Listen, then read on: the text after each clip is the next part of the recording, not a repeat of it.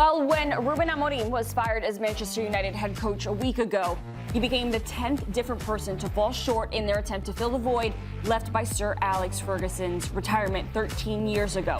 Amorim's tenure lasted just 14 months, ending abruptly after clashing with United's board. And now the Red Devils, they face another trophyless season and more uncertainty as United considers its next choice to be head coach.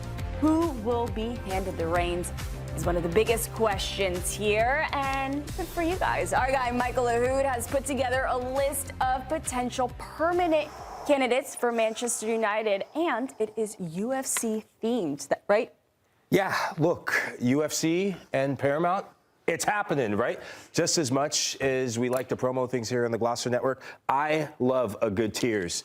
And so we're going to get into Manchester United candidates possible in the summer, because the interim conversation's about to be had, most likely with Michael Carrick, but this is in the summer. So when you come to UFC, it's about the weight classes. So the weight classes here, we have flyweight, bantam, featherweight, lightweight, welterweight, middleweight, and of course, King Kong heavyweight. My guns are too big. So I have gone with these 5 categories. Minor leagues, which is managers that the Manchester United job would probably be the dream job for them, and it would up their ceiling, up their stock. They have the potential, but it would be a big hit for them more than it would be for Manchester United. Undercard filler, a manager who can do a lot with a little, has a growing profile, but it could go one of 2 ways. Top contenders, managers who have proven themselves, whether it be in the Premier League or in other leagues in Europe in terms of winning silverware, and in terms of upping their profile. Title holders, managers that just have maybe a big trophy in their cabinet or just have this sense of presence about them and respect around the world. And of course, at the very top, Hall of Famers, which is the GOAT of GOATs and the home runs of home runs and the dream. So we're going to start with minor leagues. Look, I have managers down here at the very bottom. We have managers like Michael Carrick, Ole Gunnar Solskjær, Mauricio Pochettino, Marco Silva, Carlo Ancelotti, Enzo Maresca, Xabi Alonso. Yes, I put him in. Thomas Tuchel, Oliver Glasner, Gareth Southgate, Andoni Iraola, Xavi Hernandez, Julian Nagelsmann, and of course, Kieran McKenna. So let's get this out of the way. Ole Gunnar Solskjær, he's in the minor leagues. Ole was at the wheel, but the bus broke down. Michael Carrick, we'll see how he does, but Michael Carrick's still an inexperienced coach. Let me check in with the peanut gallery. So far, so good. Any disagreements? Oh, no, we're going to wait till the end before we start. No, I could disagree halfway through, but I think you're... No, I mean, to me, it makes no difference whether Ole's undercard or minor leagues.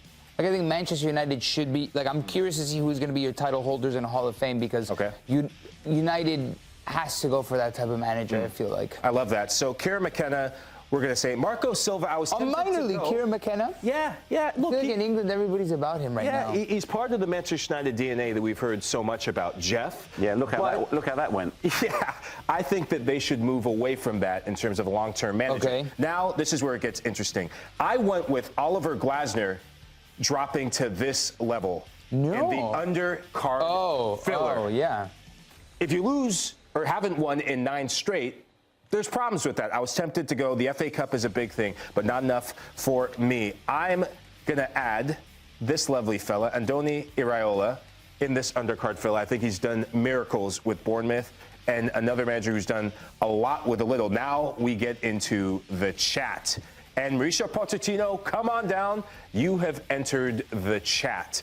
Now, I'm curious, do you guys think Pot still has it to get it done in the Premier League with a club like Manchester United? There's this very particular dynamic that goes on with Poch in England. He's extremely respected in England. Right, Jeff?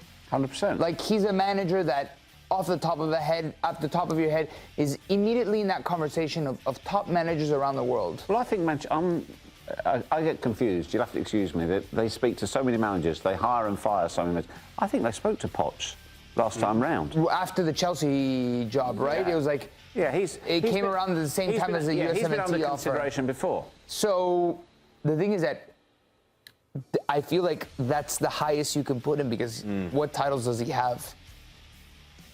Is it Audi Cup? Nah. No, okay. seriously. Okay, yeah. So... Well, if you're going titles, you've got to move Glasner up. one for his FA Cup win. So you would put Glasner in top contenders? No, I'm just trying to understand Okay. your system. Okay. So this is... I'd also be having Marco Silva on an undercard filler. I mean, Okay. as a manager, he's got far more experience than the three guys he's alongside.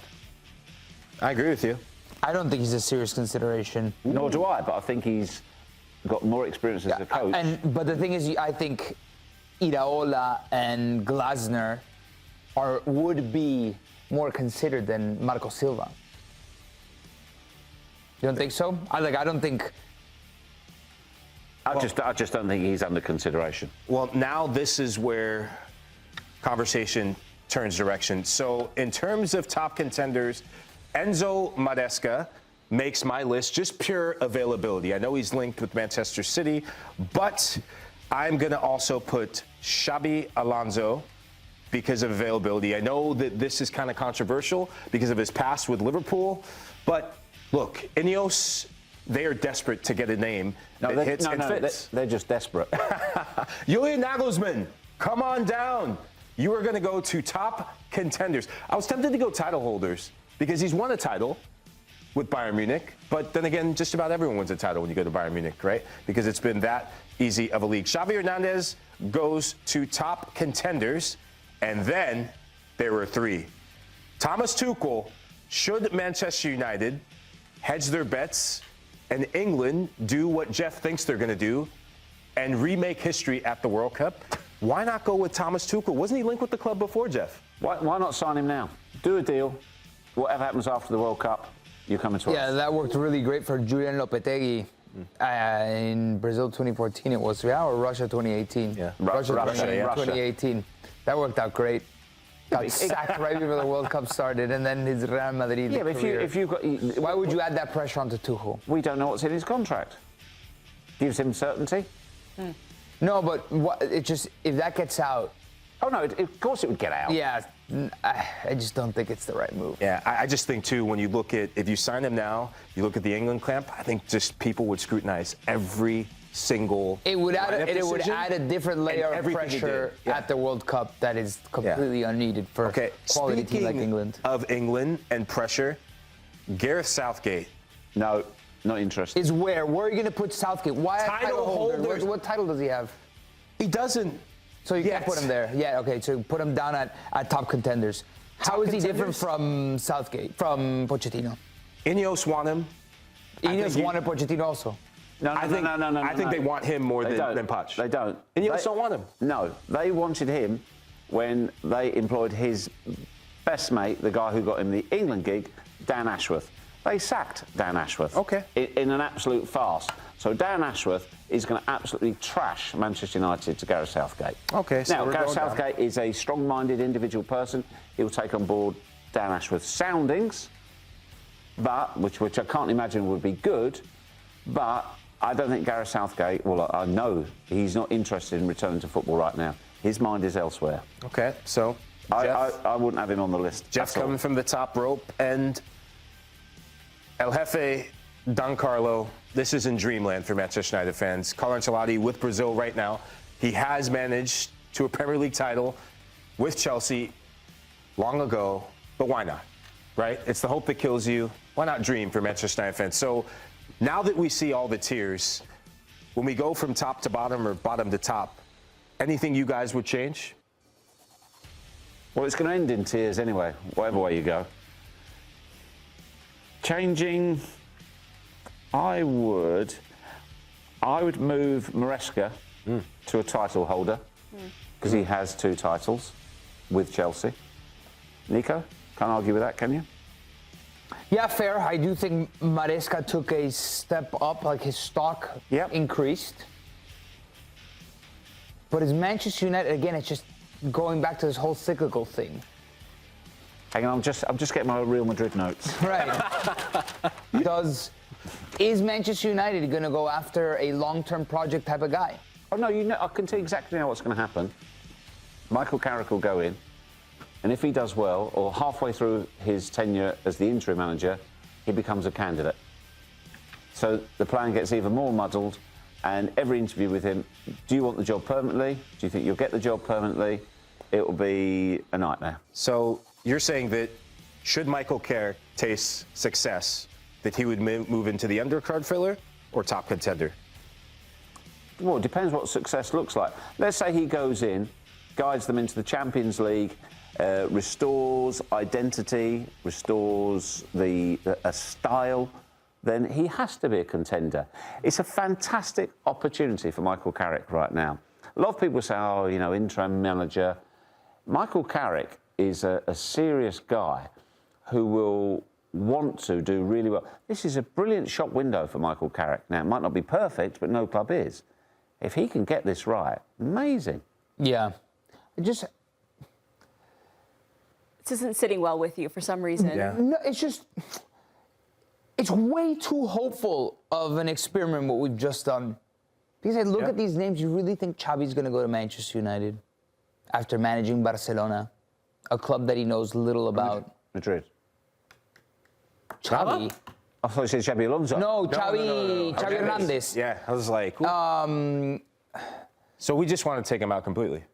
I'll take honest, Gareth Southgate out completely. Your hopes, or are you basing this on reality, Lahoud? I live in cuckoo land sometimes. Yeah. And so Nico's bringing you back to reality. I think it's a combination. I'm just going on who's available.